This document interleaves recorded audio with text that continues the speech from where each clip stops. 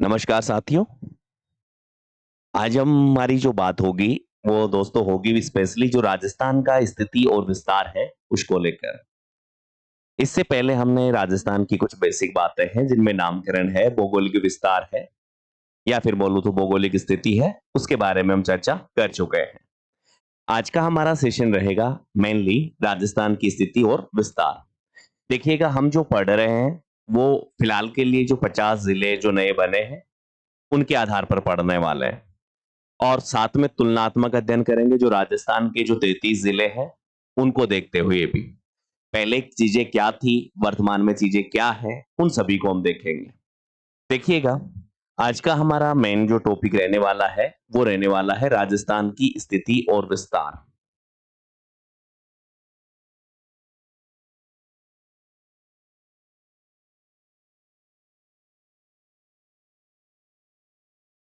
स्थिति एवं विस्तार। चलिएगा, राजस्थान के स्थिति और विस्तार के बारे में बात करें तो देखिएगा, हम इसे दो तरीके से पढ़ सकते हैं। और वो दो तरीके क्या हो सकते हैं, जरा देखिएगा।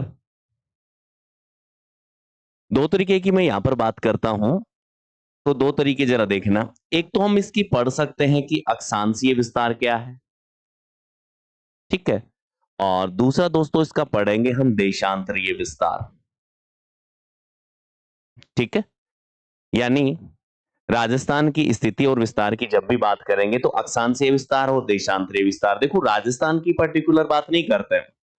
चाहे आप विश्व में, चाहे किसी देश की बात कर लो, किसी महाद्वीप की बात कर लो, या किसी स्थान विशेष की बात कर लो, डिस्ट्रिक्ट की बात कर लो, स्टेट की बात कर लो, उसमें सबसे पहले स्थिति और जो विस्तार आता है उसमें हम अक्षांश और देशांतर दोनों रेखाओं का प्रयोग करते हैं। और इसी में आज हम देखने वाले हैं।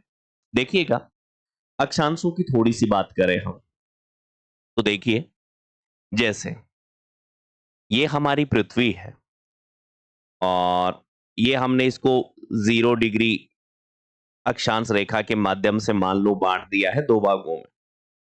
एक चीज आप स्पेशली ध्यान रखिएगा कि 0 डिग्री अक्षांश के ऊपर वाला जो पोर्शन है वो पूरा का पूरा दोस्तों कहलाता है उत्तरी अक्षांश, या फिर आप इसे बोल सकते हो उत्तरी गोलार्ध। उत्तरी गोलार्ध। वहीं पे 0 डिग्री अक्षांश के नीचे वाला जो पोर्शन है इसे आप बोल सकते हो दक्षिणी अक्षांश। क्या बोल सकते हैं भाई? दक्षिणी अक्षांश। उसी प्रकार से मैं देशांतरीय विस्तार के बारे में बात करूं आपसे। ये देखो देशांतरीय विस्तार, इसको यदि हम दो भागों में बांटें तो ये जो बांटने वाली रेखा है इसे हम कहते हैं 0 डिग्री देशांतर।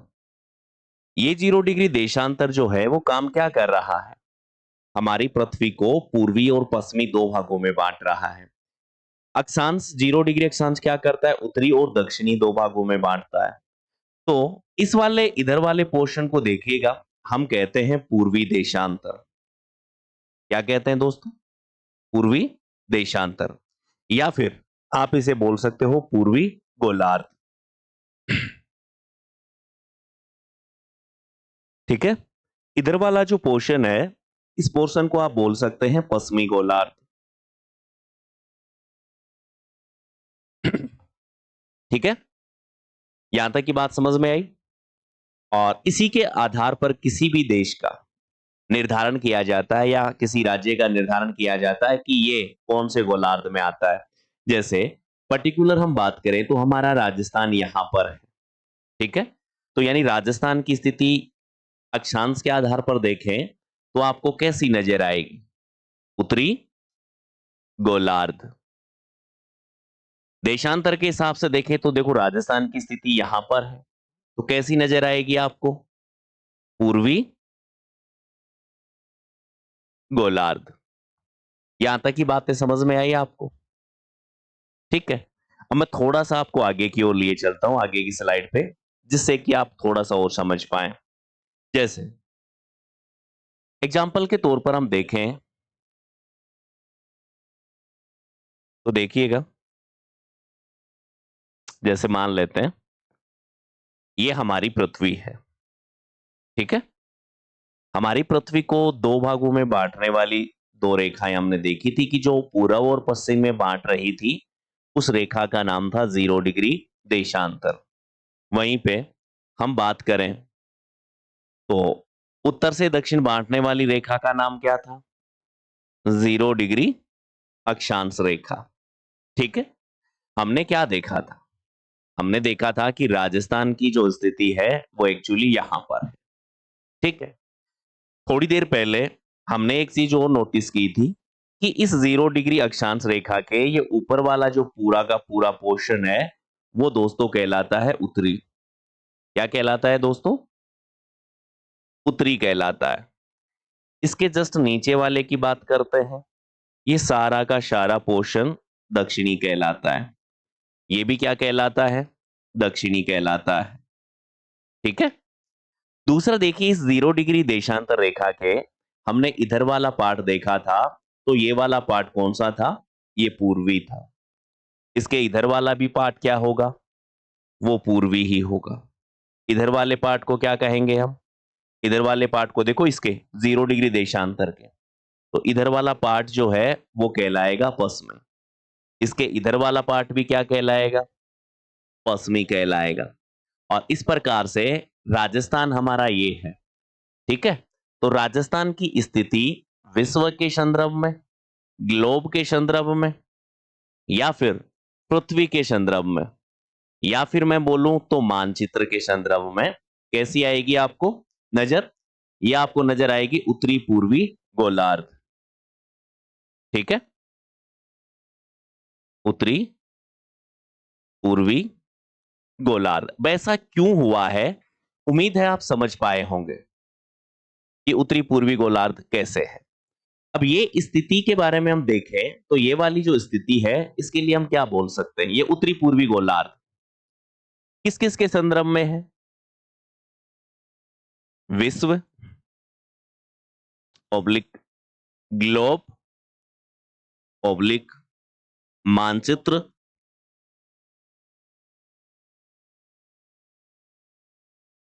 मानचित्र, ऑब्लिक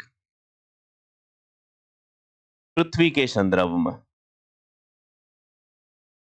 पृथ्वी के संदर्भ में। राजस्थान की स्थिति में, राजस्थान की स्थिति, ये बात आप समझ पाए होंगे कि विश्व के संदर्भ में बोल दो, ग्लोब के संदर्भ में, मानचित्र के संदर्भ में, या पृथ्वी के संदर्भ में, राजस्थान की जो स्थिति है वो निकल के आ रही है उत्तरी पूर्वी गोलार्ध। ठीक है। वहीं पे स्थिति की बात करें तो देखो मेनली 3 पॉइंट निकल के आते हैं। पहला पॉइंट तो हमने देख लिया। दूसरा पॉइंट देखो यहां पर, यदि हम बात करते हैं एशिया के संदर्भ में, एशिया के संदर्भ में, एशिया के संदर्भ में राजस्थान की स्थिति यदि आप देखते हो, ठीक है, तो एशिया के संदर्भ में राजस्थान की स्थिति जो है वो कैसी है? दक्षिणी पश्चिमी। ठीक है। वहीं पे और गौर करें तो भारत के संदर्भ में राजस्थान की स्थिति कैसी है? भारत के संदर्भ में, भारत के संदर्भ में राजस्थान की जो स्थिति थी वो एक्चुअली थी उत्तरी पश्चिमी। कैसी थी भाई? उत्तरी पश्चिमी।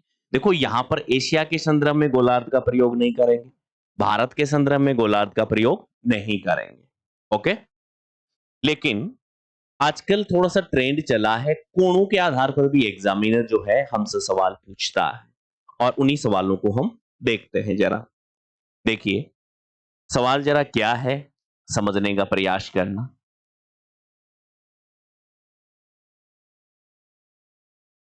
ये हम सारे जानते हैं कि दिशाएं 4 होती है ना।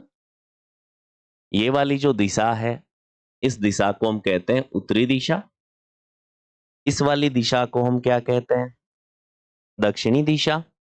इस वाली दिशा को कहते हैं हम पूर्वी दिशा, और इस वाली दिशा को कहते हैं हम पश्चिमी दिशा। ओके। लेकिन आपको पता हो इन दोनों के मध्य से जो जा रही है,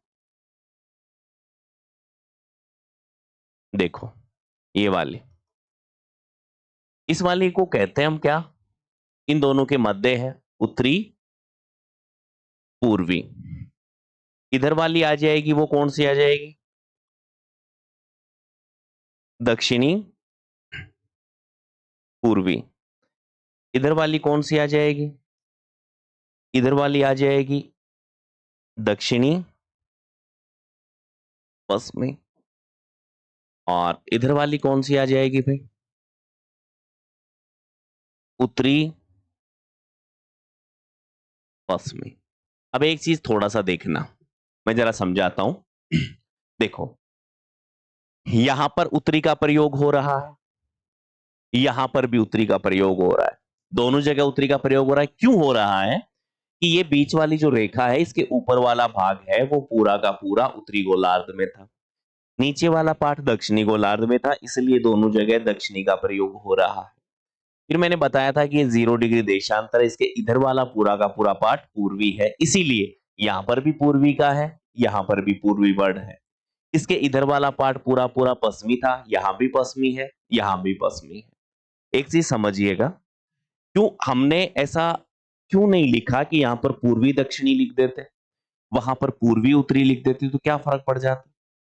देखिएगा, पृथ्वी के स्थायी ध्रुव हैं वो मात्र दो हैं, उत्तरी गोलार्ध और दक्षिणी गोलार्ध, इसलिए इसलिए इन दोनों का प्रयोग है वो पहले किया जाता है। चाहे आप देखो इस लाइन के ऊपर वाला पोर्शन है पूरा का पूरा, वहां पर उत्तरी शब्द पहले आ रहा है, जैसे उत्तरी उत्तरी उत्तरी। इस लाइन के नीचे देखो पहले दक्षिणी है दक्षिणी है दक्षिणी है। उम्मीद है ये बात समझ पाए होंगे आप लोग। अब मैं बात करता हूं यहां पर स्पेशल कुछ, जरा देखो कोणों के आधार पर हम बात करें, ठीक है, कोणों के आधार पर, तो सबसे पहले मैं आपको यहां पर लिए चलता हूं, ये वाला कोण जिसे हम उत्तरी पश्चिमी कहते हैं ना, इसे कहा जाता है वायव्य कोण। क्या कहा जाता है दोस्तों, वायव्य कोण। वहीं पे मैं यहां की बात करूं, ठीक है, यहां की बात करूं तो इसे कहा जाता है नैऋत्य कोण, ठीक है, नैऋत्य कोण। वहीं पे इसकी बात करें हम, देखिए इस वाले कोण को कहा जाता है ईशान कोण, और ये बीच में बचा है वो उसे क्या कहा जाता है, आग्नेय कोण। ये वाला कौन सा कोण है, ईशान कोण है, और ये वाला जो कोण आता है इस कोण को कहा जाता है आग्नेय कोण, ठीक है। ये वाला आग्नेय कोण है, ईशान कोण है, वायव्य कोण है, नैऋत्य कोण है। यहां तक की बात समझ में आई। अब थोड़ी सी मैं बात करता हूं यहां पर कुछ विशेष, देखो उत्तरी पूर्वी, अभी हमने देखा था कि उत्तरी पूर्वी गोलार्ध में राजस्थान की स्थिति थी विश्व के चंद्र में ना, यानी आप बोल सकते हो विश्व ओब्लिक ग्लोब ओब्लिक मानचित्र ओब्लिक पृथ्वी के संदर्भ में राजस्थान के संदर्भ में राजस्थान की स्थिति। उम्मीद है आप समझ पाए होंगे ना। उत्तरी पूर्वी बोल दो या फिर इसे ईशान कोण भी बोला जाता है। देखो उत्तरी पश्चिमी यानी वायव्य कोण, यहां पर हमने क्या देखा था कि भारत के संदर्भ में,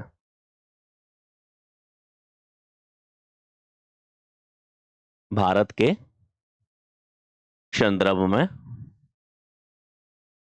राजस्थान की स्थिति, भारत के संदर्भ में राजस्थान की स्थिति वो वायव्य कोण है। नैऋत्य कोण के लिए देखे दक्षिणी पश्चिमी हमने क्या देखा था, हमने देखा था कि एशिया के संदर्भ में राजस्थान, एशिया के संदर्भ में राजस्थान की स्थिति, राजस्थान की स्थिति, और वो स्थिति कैसी है, नेराते कोण अर्थात दक्षिणी पश्चिमी। लेकिन एक चीज ध्यान रखिएगा, यदि हम बात करें तो राजस्थान की स्थिति दक्षिणी पश्चिमी एशिया के संदर्भ में, लेकिन भारत की स्थिति एशिया के संदर्भ में दक्षिणी है। ये बात आप थोड़ी याद रखिएगा। ओके, चलिए अब हमारे बेसिक के ऊपर आते हैं ना, बेसिक के ऊपर आते हैं, जिनमें हम बात करेंगे, वो बात करेंगे राजस्थान को लेकर। ठीक है, उसकी कुछ बातें हैं, फिर हमारा जो अक्षांशीय और देशांतरीय विस्तार होगा हम उसके बारे में बात करेंगे। जैसे आप यहां पर देख पा रहे हैं कि राजस्थान का एक छोटा सा मैप आपको नजर आ रहा है, और इसी के संदर्भ में हम बात करेंगे। देखो, पहले मैं बेसिक जानकारी से आपको कुछ बातें बताता हूं।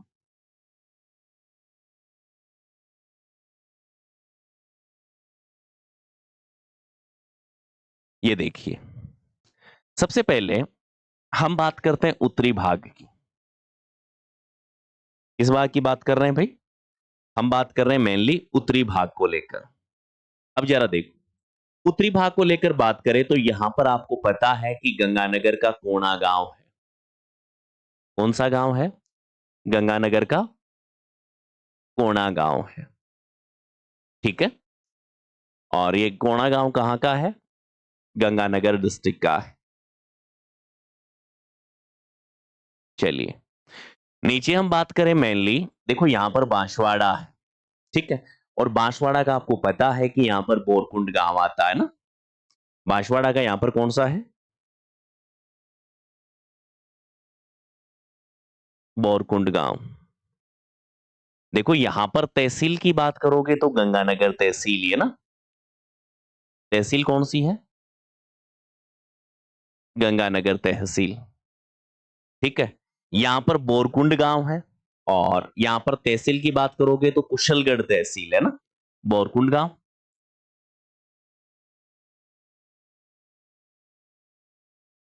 कुशलगढ़ तहसील, और ये दोस्तों कहां पर पड़ती है? बांसवाड़ा में ना, बांसवाड़ा में। वहीं पे हम राजस्थान के सबसे पहले पूर्वी भाग की ओर आते हैं ना। आपको याद हो तो सिलाना गांव है, या फिर इसे सिलोन गांव भी बोला जाता है ना। चलिए, सिलाना गांव, सिलाना गांव, ये सिलाना गांव है। वो तहसील यहां पर कौन सी पड़ती है? तहसील पड़ती है यहां पर राजाखेड़ा तहसील। ठीक है, और ये राजाखेड़ा जो तहसील है, ये एक्चुअली पड़ती है धौलपुर में। कहां पर पड़ती है भाई? धौलपुर में। वहीं पे मैं बात करूं राजस्थान के सबसे पश्चिमी भाग को लेकर। ठीक है, यहां वाला जो गांव है, उस गांव का नाम है दोस्तों कटरा गांव। ठीक है, और ये कटरा गांव जो पड़ता है, वो पड़ता है मेनली सम तहसील में। किसमें पड़ता है? सम तहसील में। ओके, और ये सम तहसील जो है वो किस पे है? जैसलमेर। देखिएगा, आपसे पूछा जाए कि राजस्थान का सबसे पूर्वी जिला धौलपुर, सबसे पश्चिमी जिला जैसलमेर, सबसे उत्तरी जिला गंगानगर, सबसे दक्षिणी जिला बांसवाड़ा। गांव के नाम, तहसील के नाम भी हम देख चुके हैं ना, देख चुके हैं ना।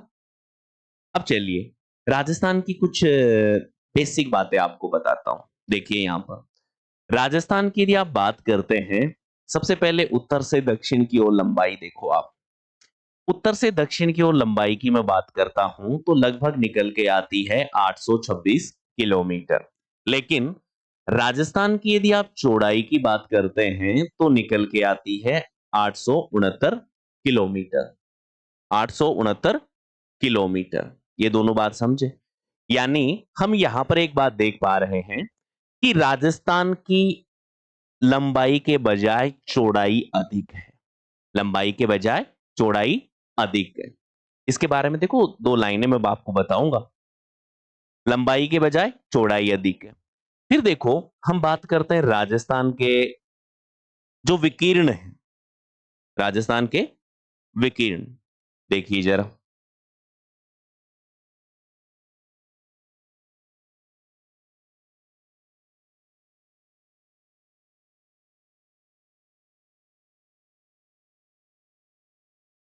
ये राजस्थान के विकीर्ण है। राजस्थान के विकिरणों की बात करें तो देखो, ये वाला जो विकिरण है, देखो इधर वाली दिशाओं का तो आपको पता है ना, ये वाली दिशा उत्तर है, ये वाली दिशा पूर्व है, ये वाली दिशा दक्षिण है, ये वाली दिशा दक्षिण पश्चिम हो गई। ये वाली दिशा कौन सी हो जाएगी? उत्तर पश्चिम। और ये वाली दिशा कौन सी हो जाएगी? दक्षिण पूर्व। ठीक है। अब यदि आप इसका उत्तर पूर्व से दक्षिण पश्चिम की ओर विस्तार देखते हैं, ठीक है, तो यहां पर आपने नाम सुना होगा 784 किलोमीटर। कितना है? 784 किलोमीटर। और ये राजस्थान का क्या है दोस्तों? विकीर्ण है। क्या है? विकीर्ण। ये विकीर्ण कौन सा है? उत्तर पूर्व से दक्षिण पश्चिम वाला। इधर वाले विकीर्ण की बात करते हैं तो इधर वाले विकीर्ण की जो लंबाई है वो है 850 किलोमीटर। यहां पर भी मैं कोष्टक में विकीर्ण कर देता हूं। ठीक है। और चाहो तो आप ऐसे भी लिख सकते हैं, ये वाला जो विकीर्ण है, ठीक है, ये वाला जो विकीर्ण है वो कैसा है?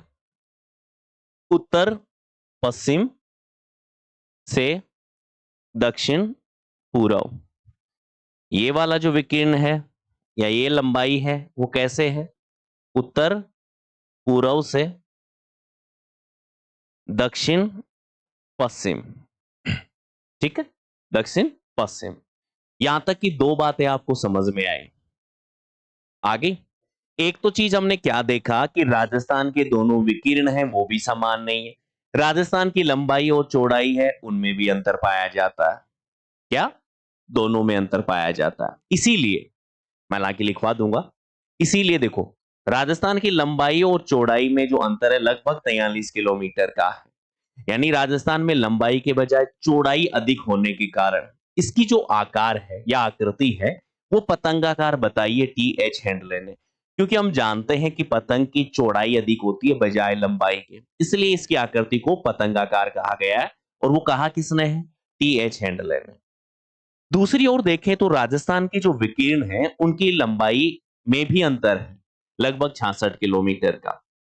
इसलिए राजस्थान के विकिरणों में अंतर, लंबाई में अंतर होने के कारण राजस्थान की आकृति को विषम कोणीय चतुर्भुज के समान बताया गया है। और ये बताने वाले जो व्यक्ति हैं दोस्तों, वो अल्फ्रेड वेगनर है। यहां तक की बात समझ में आई आपको? मैं दो बातें हैं वो आपको लिखा के बता देता हूं। चलिए देखिए, सबसे पहले सबसे पहले मैं यहां पर एक नोट लगा के एक लाइन लिखता हूं, जरा समझिएगा। नोट। और ये नोट क्या है समझते हैं। देखिए जरा, नोट। वैसे भारत का यदि कोई भी स्थान होता है ना, भारत के किसी भी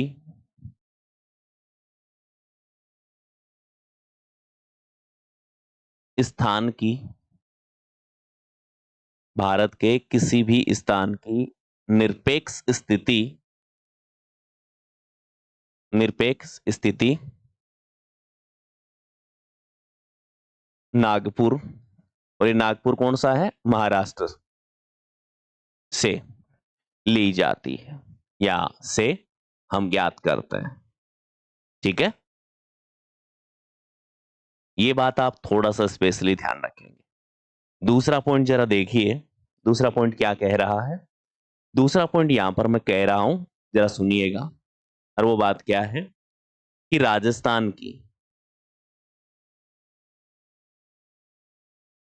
लंबाई के बजाय चौड़ाई अधिक,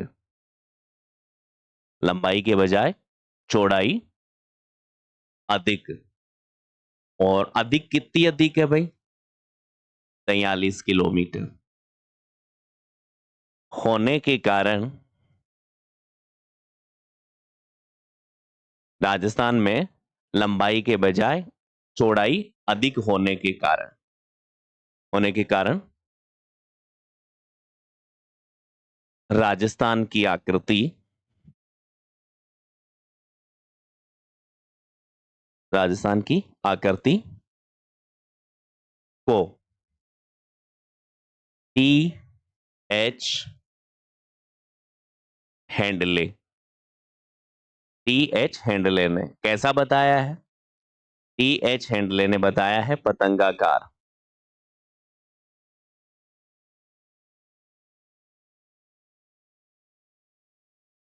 पतंगाकार बताया है। ये पॉइंट विशेष है, थोड़ा सा ध्यान रखिएगा।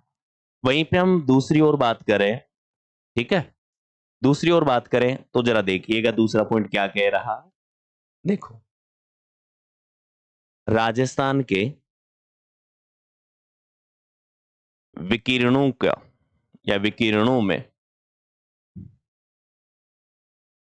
अंतर, और ये अंतर लगभग कितना था? 66 किलोमीटर का। 784 और 850 में से माइनस निकालेंगे तो 66 किलोमीटर ही आएगा।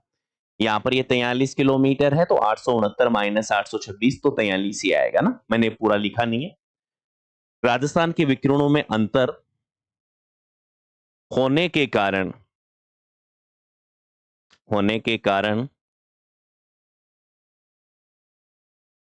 अल्फ्रेड वेगनर ने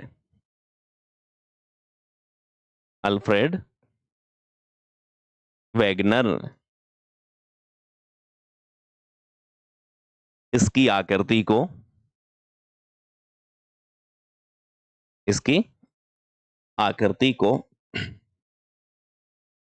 विषम कोणीय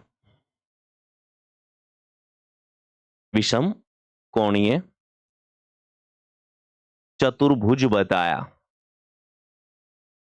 ठीक है, विषम कोणीय चतुर्भुज बताया। और ये बताने वाले व्यक्ति कौन है? अल्फ्रेड वेगनर है। यहां तक की बातें उम्मीद है आप समझ पाए होंगे। ठीक है, आगे बढ़ा जाए। आप स्क्रीनशॉट तो वैसे लेने की आवश्यकता नहीं, आपको पीडीएफ मिल जाएगी एज इट इज। चलिए बात करते हैं हम राजस्थान के अक्षांशीय और देशांतरीय विस्तार के बारे में थोड़ा सा। अब मेन पॉइंट पे आते हैं। राजस्थान का अक्षांशीय और देशांतरीय विस्तार है। इसमें सबसे पहले देखो, हम दोनों को मिक्स करके पढ़ेंगे तो थोड़ा सा क्या होगा कि वो पजल्ड हो जाएगा।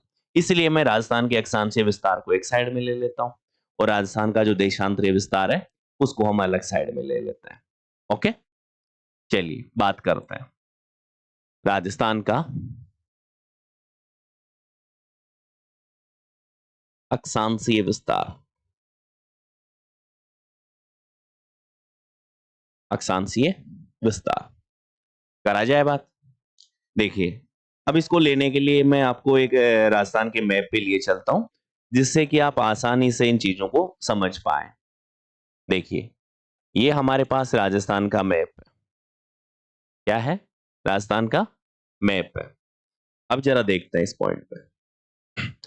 अक्षांशीय विस्तार का हमारा मतलब है उत्तर से दक्षिण की ओर। ठीक है, जैसा हमने ये यहां से लेकर मैं यहां तक की बात कर रहा हूं। ठीक है, ये राजस्थान का क्या कहलाता है? अक्षांशीय विस्तार कहलाता है। कुछ बातें हमने पहले से भी देखी हुई है, और वो बातें जरा क्या थी कि हमने यहां पर देखा था कि यहां पर गंगानगर का कोणा गांव था। क्या नाम था भाई? गंगानगर का कोणा गांव था। और ये कहां का था? गंगानगर का। ठीक है, और ये गंगानगर का जो कोणा गांव है, इसके लिए मैंने तहसील भी बताई थी। और तहसील कौन सी थी? तहसील का नाम भी गंगानगर ही था। ठीक है, अब बात करते हैं यहां पर दूसरे नंबर पे। दूसरे नंबर पे दोस्तों हमने क्या बात की थी कि यहां पर बोरकुंड गांव था। क्या नाम था? बोरकुंड गांव। और ये बोरकुंड गांव जो था, ये कुशलगढ़ तहसील का था। इसका था? कुशलगढ़ तहसील का था। बात करें हम यहां पर, तो बोरकुंड गांव है, ये आपको कहां पर नजर आएगा? ये नजर आएगा बांसवाड़ा डिस्ट्रिक्ट में। ठीक है, बांसवाड़ा डिस्ट्रिक्ट में। यहां तक की बात हुई। अब जरा देखिएगा कि यहां का और यहां का जो विस्तार है अक्षांशीय, थोड़ा सा उसको देखते हैं। आपने नाम सुना होगा कि ये बोरकुंड गांव है। ये एक्चुअली पड़ता है कहां पर? 23 डिग्री 3 मिनट उत्तरी अक्षांश पर। ठीक है, उत्तरी अक्षांश। वहीं पे गंगानगर का जो कोणा गांव है वो पड़ता है 30 डिग्री 12 मिनट उत्तरी अक्षांश। यहां पर क्या लिखेंगे हम? 30 डिग्री 12 मिनट उत्तरी अक्षांश। अच्छा, हमने थोड़ी देर पहले हमने ये देखा था कि एक्चुअली राजस्थान नहीं, पूरा संपूर्ण भारत है वो उत्तरी अक्षांशों में, इसलिए दोनों जगह यहां भी उत्तरी अक्षांश का प्रयोग किया है, यहां पर भी उत्तरी अक्षांश का प्रयोग किया है। जैसे राजस्थान पूर्वी देशांतरों में स्थित था, इसीलिए राजस्थान के संदर्भ में जब भी हम कोई बात करेंगे तो वो पूर्वी देशांतर ही होंगे। अक्षांश की राजस्थान के संदर्भ में जब भी कहीं भी बात होगी, याद रखिएगा वो उत्तरी अक्षांश ही होंगे। यहां तक की बात क्लियर? चलिएगा अब आगे की ओर मूव करता हूं थोड़ा सा। देखिए, राजस्थान की ये वाली जो लेंथ है टोटल, इस लेंथ की हमने बात की थी कि इस लेंथ की जो लंबाई है वो लगभग 826 किलोमीटर। कितनी है? 826 किलोमीटर। वहीं पे वहीं पे राजस्थान का जो अक्षांशीय विस्तार है, देखो अक्षांशीय विस्तार हम कैसे निकालेंगे? ऊपर देखो 30 डिग्री 12 मिनट, 30 डिग्री 12 मिनट, नीचे है 23 डिग्री 3 मिनट। आप माइनस करोगे तो देखो 12, 12 में से 3 गए तो 9, यहां पर 0 का 0 बच जाएगा, और यहां पर 10 हो जाएगा, 10 में से 3 जाएंगे तो 7 बच जाएगा। तो 7 डिग्री 9 मिनट, यानी मैं यहां पर क्या लिख सकता हूं कि 7 डिग्री 9 मिनट। ये कौन सा विस्तार है राजस्थान का? ये राजस्थान का अक्षांशीय विस्तार है। कौन सा विस्तार है दोस्तों? अक्षांशीय विस्तार है। वहीं पे एक आपको पता है कि राजस्थान का जो कुशलगढ़ तहसील है, ठीक है, जो कि लगभग बांसवाड़ा के मध्य में है, तो वहां से एक रेखा जाती है जिसे हम 23.5 डिग्री उत्तरी अक्षांश रेखा कहते हैं, या फिर उसे हम देखो कर्क रेखा के नाम से भी जानते हैं ना। देखिए यहां से एक रेखा गुजरती है। चलिए,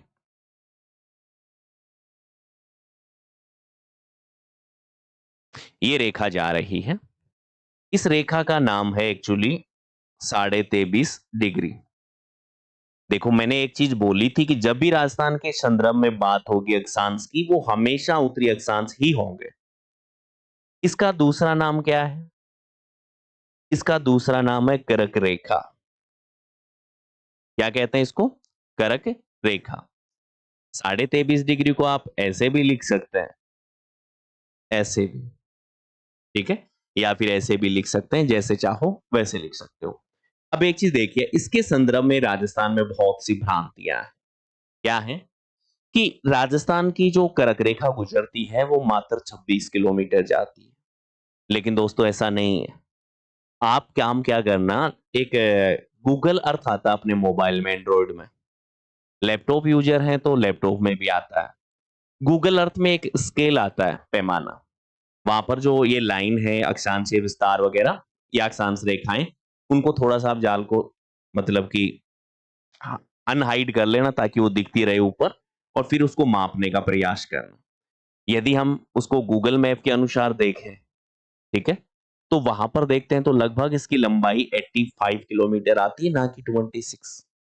क्या आप ये इमेजिन कर सकते हो कि यहां से लेकर यहां तक की जो लेंथ है राजस्थान को क्रॉस कर रही है पूरे बांसवाड़ा जिले को, क्या इसकी लंबाई 26 किलोमीटर होगी?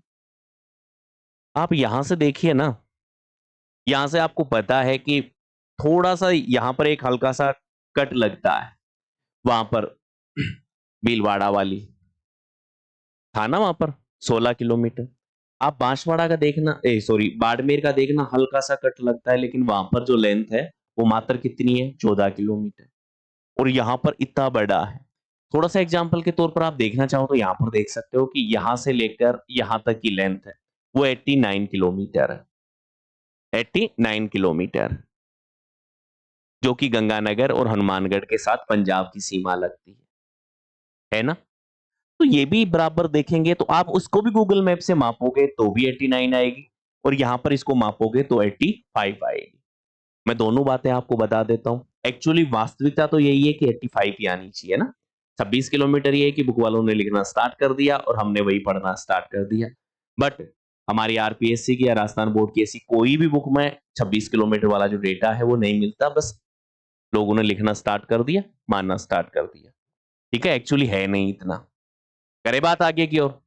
चलिए थोड़ा सा आगे की ओर बढ़ते हैं, मूव करते हैं। ये कर्क रेखा है, इसके बारे में देखो सबसे पहले कुछ विशेष पॉइंट है वो मैं आपको बताता हूं ना। चलिए, ये कर्क रेखा पर यदि आप बात करते हो सबसे बड़े दिन की, देखो दोस्तों सबसे बड़ा दिन कब होगा? अरे, जब सूर्य की किरणें सीधे पड़ेंगी। और सूर्य की किरणें सीधी कब पड़ती हैं? यहां पर 21 जून को पड़ती है। 21 जून को पड़ती है ना। 21 जून को ये जो सबसे बड़ा दिन होता है ये कितने घंटे का होता है? ये होता है लगभग 13 घंटे 27 मिनट। 13 घंटे 27 मिनट का होता है यहां पर सबसे बड़ा दिन राजस्थान में। यहां तक की बात होगी। दूसरा पॉइंट देखो, मैं बात करता हूं कर्क रेखा की लंबाई। लंबाई लंबाई की हम बात करते हैं तो 26 किलोमीटर है। मैं वैसे ही लिख रहा हूं, मैं दोनों बातें बताता हूं आपको ना। ठीक है, 26 किलोमीटर में बहुत से विद्वान लोग हैं, उन्होंने ऐसे भी बांटा है इसको कि बांसवाड़ा जो है वहां पर 25 किलोमीटर है, और यहां पर बात करते हैं कहां पर? डूंगरपुर में। डूंगरपुर डूंगरपुर में मात्र 1 किलोमीटर है। और बड़ी विशेष बात देखो, गांव का नाम तक लिखा है, चीखली गांव, है ना। लेकिन यहां पर मैं नोट डाल के एक चीज लाइन लिख देता हूं, जरा समझिएगा उस बात को। नोट, गूगल मैप के अनुसार अनुसार गूगल मैप के अनुसार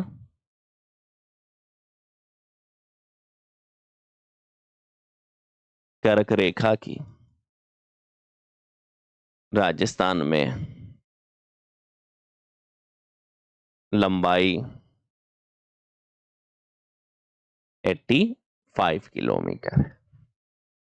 अब आपके मन में यह भी सवाल आ रहा होगा कि सर 85 और 26 किलोमीटर दोनों आ जाए तो हम क्या करें? देखो आपको करना क्या है, यदि 85 किलोमीटर एग्जामिनर ऑप्शन में दे रहा है तो आपको वही करना है, 26 नहीं करना। 26 दे रहा है तो फिर 26 तो करना ही करना है, कहीं जाना नहीं है। लेकिन बेस्ट प्रायोरिटी आपकी 85 की होगी, क्योंकि एक्चुअली है यही डेटा। एक्चुअली यही डेटा है। समझ गए आप? चलिए बढ़ा जाए आगे। ठीक है, देखते हैं आगे की ओर। चलो नेक्स्ट बात करें। यहां पर अक्षांशीय विस्तार को आप देखना चाहो तो अच्छे से देख सकते हो। दूसरी चीज देखो, यहां पर मैं कुछ बातें बताता हूं। इस मैप को देखकर आपको लग रहा है, देखो एक तो राजस्थान का डूंगरपुर जिला है और एक बांसवाड़ा जिला लिखा है। राजस्थान का जो मेनली पोर्शन है, या राजस्थान का पूरा लगभग पूरा भाग है, वो कर्क रेखा के उत्तर में है। ये सवाल भी कई बार पूछा है। डूंगरपुर की थोड़ी सी दक्षिणी सीमा छोड़ दो, और बांसवाड़ा का आधा बांसवाड़ा ये छोड़ दो, बाकी का सारा राजस्थान है वो कर्क रेखा के उत्तर में है। यदि हम सिंपल सा देखें कि राजस्थान के ऐसे कितने जिले हैं जो कर्क रेखा के दक्षिण में है, या फिर कर्क रेखा पर स्थित है, तो बताओ कौन से आएंगे? केवल दो आएंगे, डूंगरपुर और बांसवाड़ा। दूसरा रीजन यहां से यह भी समझिएगा कि राजस्थान के ऐसे कितने जिले हैं जो कि उष्ण कटिबंध में आते हैं। देखो कर्क रेखा के नीचे वाला पूरा होगा ना 0 डिग्री अक्षांश तक, या फिर आप बोल दो कर्क रेखा से मकर रेखा के बीच वाला जो पूरा पोर्शन है वो उष्ण कटिबंध में है। कर्क रेखा से ऊपर वाला जो आएगा वो उपोष्ण कटिबंध में या फिर शीतोष्ण कटिबंध में आएगा। ठीक है, तो राजस्थान के मात्र 2 जिले ऐसे हैं, डूंगरपुर और बांसवाड़ा, जो कि किसमें आते हैं, उष्ण कटिबंध में भी आते हैं और उपोष्ण कटिबंध में भी आते हैं। राजस्थान के यानी कि अब तो 50 बोलेंगे, राजस्थान के 50 के 50 जिले हैं वो उपोष्ण कटिबंध में है, क्योंकि डूंगरपुर और बांसवाड़ा भी इसमें शामिल है। डूंगरपुर बांसवाड़ा उष्ण कटिबंध में भी आते हैं, उपोष्ण में भी। ठीक है, तो ये बात थोड़ी सी ध्यान रखना आप लोग। चलिए बढ़ा जाए आगे। ठीक है, अब देखते हैं आगे की ओर। अक्षांश विस्तार की कुछ बातें हैं छोटी मोटी सी, वो मैं लिख के आपको समझा देता हूं ना। आप आराम से पीडीएफ को पढ़िएगा, पहला पॉइंट जरा समझिए। ठीक है, राजस्थान कर्क रेखा के उत्तर में, कर्क रेखा के उत्तर में स्थित है। केवल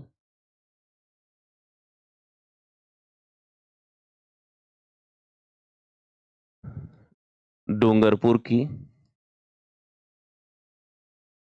दक्षिणी सीमा एवं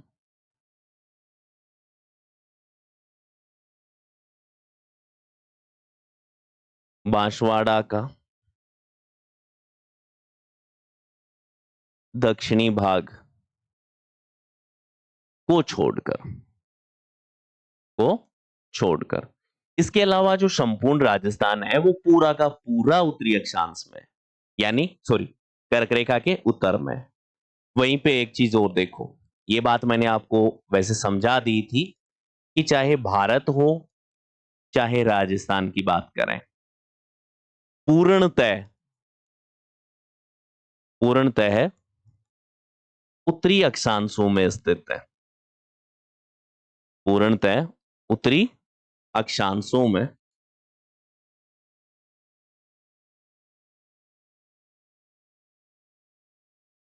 स्थित है। इसका मतलब है कि राजस्थान के संदर्भ में या भारत के संदर्भ में जब भी अक्षांशों की बात की जाती है तो यह चीज याद रखिएगा कि वहां पर केवल और केवल उत्तरी अक्षांश शब्दों का प्रयोग किया जाएगा। एक एग्जाम में अभी हाल ही में एक सवाल देखने को मिला था, काफी अच्छा सवाल था। सवाल क्या है जरा समझिएगा कि राजस्थान से गुजरने वाले पूर्ण अक्षांशों की संख्या, पूर्ण अक्षांशों की संख्या। अब जरा देखिए ये वर्ड क्या कहना चाह रहा है। मैं आपको इधर वाले मैप पे लिए चलता हूं जिससे आप समझ पाओ। देखिए यहां पर हमने लिखा है 23.5 यानी 23 डिग्री 3 मिनट उत्तरी अक्षांश है। यहां पर है 30 डिग्री 12 मिनट। देखो 23 डिग्री से तो अबाउ आ रहा है राजस्थान यहां पर, ठीक है, तो आएगा नहीं। दूसरा देखो 23 के बाद में क्या आएगा, 24, 25, 26, 27, 28, 29, 30। 30 पूरा आ रहा है क्योंकि 30 के बाद में 30 डिग्री 12 मिनट आ रहा है। तो काउंटिंग क्या करनी है आपको, 23 के बाद में। 23 के बाद में यदि हम काउंटिंग करेंगे यहां पर, ठीक है, ठीक है, तो क्या आएगा भाई, 23 के बाद में आएगा 24, 24 के बाद में 25 पूरा है, 26 पूरा है, 27 पूरा है, 28 पूरा है, 29 पूरा है, 30 पूरा है, 31 नहीं आएगा यहां पर क्योंकि 30 डिग्री 12 मिनट तक ही है राजस्थान का विस्तार। तो यहां पर कितने हो गए, 1 2 3 4 5 6 7, यानी राजस्थान में पूर्ण अक्षांशों की जो संख्या है वो दोस्तों 7 है। कितनी है, 7। यहां तक की बात समझ में आई। चलिए दूसरा एक वर्ड आता है और वो वर्ड क्या है जरा समझिएगा कि राजस्थान से गुजरने वाला, राजस्थान से गुजरने वाला मुख्य अक्षांश, मुख्य अक्षांश, और वो कौन सा गुजरता है, वो गुजरता है 23.5 डिग्री उत्तरी अक्षांश। उत्तरी अक्षांश। और इस उत्तरी अक्षांश को हम क्या कहते हैं भाई? कर्क रेखा भी कहते हैं।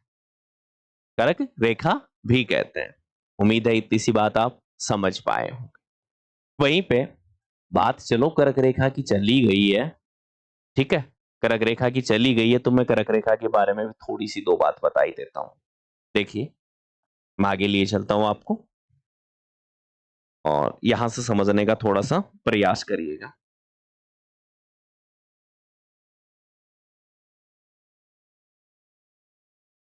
देखिए, ये हमारा भारत है, ठीक है, और भारत में देखो कर्क रेखा की बात चल रही है हमारी, यहां से कर्क रेखा जा रही है, ठीक है। अब एक चीज देखना, आप लोग क्या बताते हैं लोग कि राजस्थान में भारत के संदर्भ में कर्क रेखा यानी कि न्यूनतम जो कर्क रेखा है वो कहां से गुजरती है? बोला राजस्थान से गुजरती है। भाई आप एक चीज सोचिएगा, यदि ये 26 किलोमीटर होती तो मान लेते, देखो यहां से लेकर यहां तक राजस्थान में है।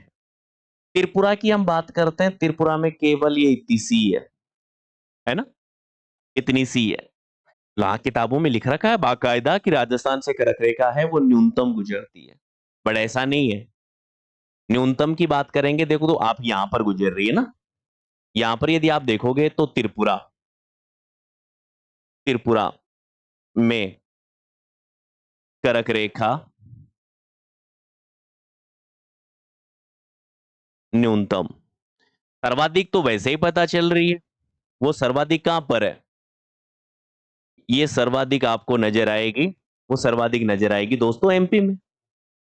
इसके अलावा देखिए, यदि हम बात करें तो देखिए, ये सबसे पहले जो आ रहा है इसका नाम है गुजरात, दूसरे नंबर वाले का नाम है राजस्थान, तीसरे नंबर वाला है एमपी, चौथा जो है उसका नाम है छत्तीसगढ़,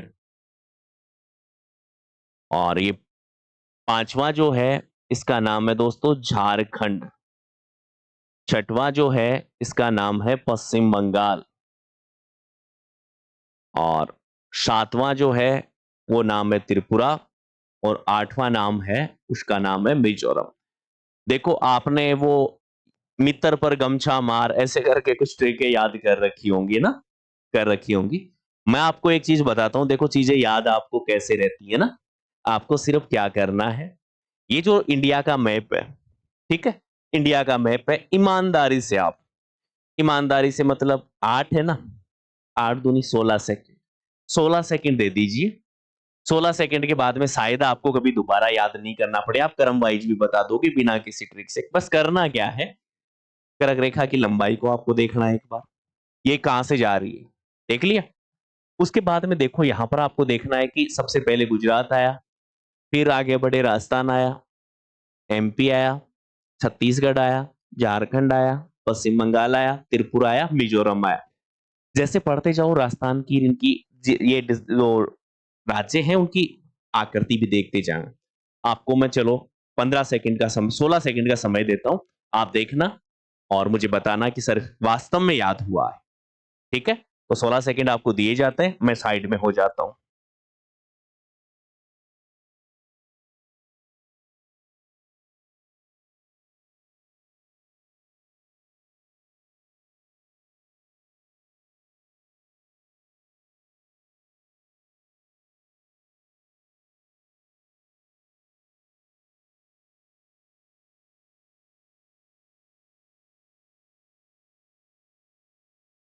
उम्मीद है याद हो गया होगा ना। चलिए मैं आगे की ओर बढ़ता हूं। देखिए, अब बात करते हैं हम, कर्क रेखा की बात चल ही रही है ना, तो एक चीज और दिखाता हूं मैं आपको। ये हमारा, हमारी पृथ्वी, पृथ्वी पे मेजर रूप से यदि हम बात करें तो देखो 3 रेखाएं हैं।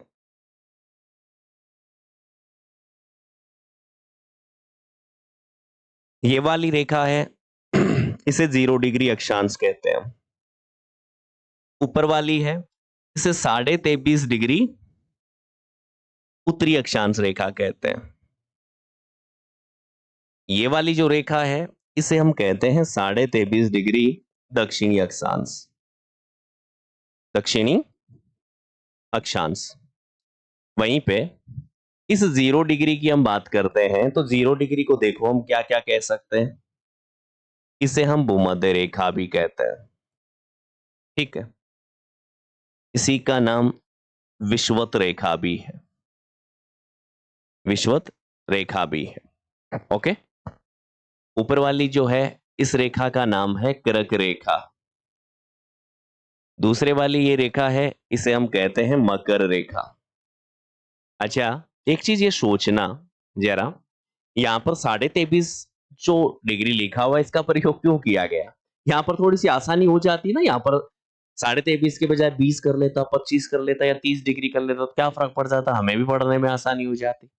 अरे 23.5 लिखा है, बजट काम है ना, 23.5, 66.5, इसके बजाय 23 लिख ले, 23 लिख लेते, 20 लिख लेते, 25 लिख लेते, 30 लिख लेते, 15 लिख लेते, लेकिन 23.5 ही क्यों लिखा हुआ है? इसके पीछे रीजन है। और रीजन क्या है दोस्तों? रीजन सिंपल सा है कि हमारी पृथ्वी अपने अक्ष पर झुकी हुई है ना, 23.5 डिग्री झुकी हुई है ना, अक्ष पर झुकी हुई है, इसीलिए सूर्य जो है वो हमेशा कर्क रेखा से लेकर मकर रेखा के बीच में ही सीधा चमकता है, इससे ऊपर या नीचे सीधा नहीं चमकता। ठीक है, यानी इससे ऊपर सीधा नहीं चमकेगा, इससे नीचे सीधा नहीं चमकेगा, इनके बीच में ही सीधा चमकता है, इसीलिए 23.5 डिग्री वर्ड का प्रयोग हम करते हैं। समझ गए यहां तक की बात? एक काफी बार इंटरेस्टिंग सवाल आता है हमारी एग्जाम में, और वो सवाल क्या है कि कर्क रेखा को 2 बार काटने वाली नदी, भूमध्य रेखा को 2 बार काटने वाली नदी और मकर रेखा को 2 बार काटने वाली नदी। देखिए जरा,